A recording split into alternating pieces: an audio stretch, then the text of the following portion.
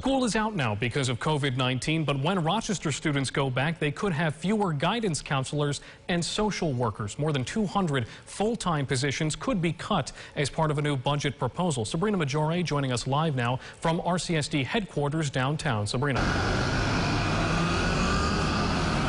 That's right, Jack. Now, you may have heard the district recently received $35 million in funding. It's important to note that that funding is for this school year. The district is still working to fill a $60 million deficit, and that's where these layoffs would come into play. Now, according to the budget, 192 teachers would be cut, as well as 32 social workers. And the social workers I spoke to today told me that that would be detrimental for students as well as their families.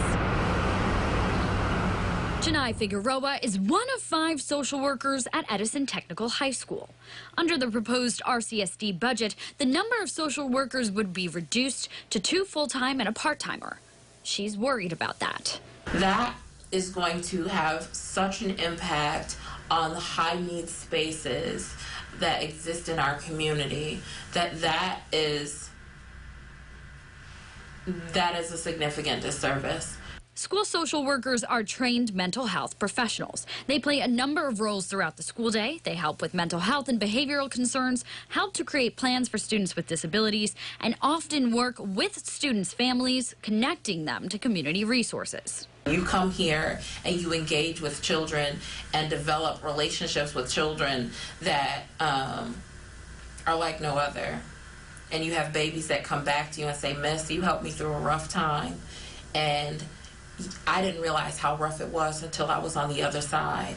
Social workers can have confidential discussions with students to help them through the daily challenges they face. Students share things with school social workers that they share with no one else.